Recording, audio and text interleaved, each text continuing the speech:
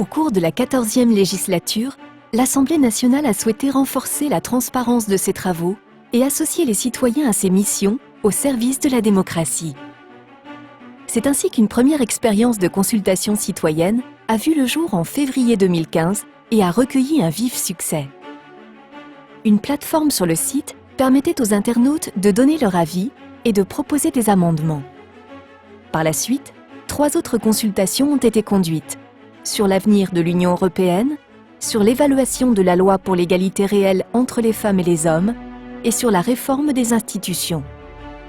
Parallèlement, l'Assemblée a créé en juillet 2015 un site Open Data afin de mettre à disposition ces données dans un format ouvert, librement exploitable, y compris la réserve parlementaire et les représentants d'intérêt.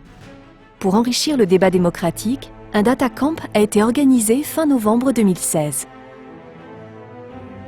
Un Data Camp est une journée de travail où des hackers, des data scientists, des designers viennent travailler sur des données publiques.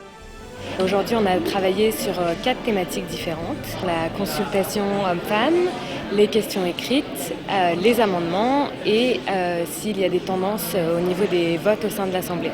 Une journée comme aujourd'hui permet d'une part de réutiliser des données, de voir quels peuvent être les usages qui peuvent être faits avec ces données, mais ça permet aussi de renforcer les liens entre les communautés avec des acteurs qu'on ne connaît pas forcément. Mais une assemblée citoyenne, c'est aussi la pédagogie en direction des plus jeunes, avec l'opération annuelle du Parlement des enfants, qui permet tout au long d'une année scolaire de faire travailler des classes de CM2, une par circonscription, sur la rédaction d'une proposition de loi. La meilleure proposition est ensuite sélectionnée par un vote électronique de toutes les classes participantes et la classe est invitée à l'Assemblée.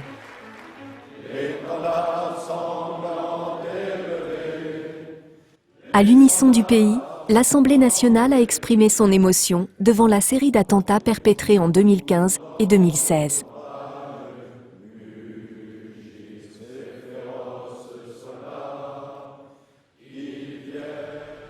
L'Assemblée a souhaité mettre en avant la question majeure de l'environnement en organisant une série de rencontres et de débats, les mardis de l'avenir, entre tous les acteurs intéressés.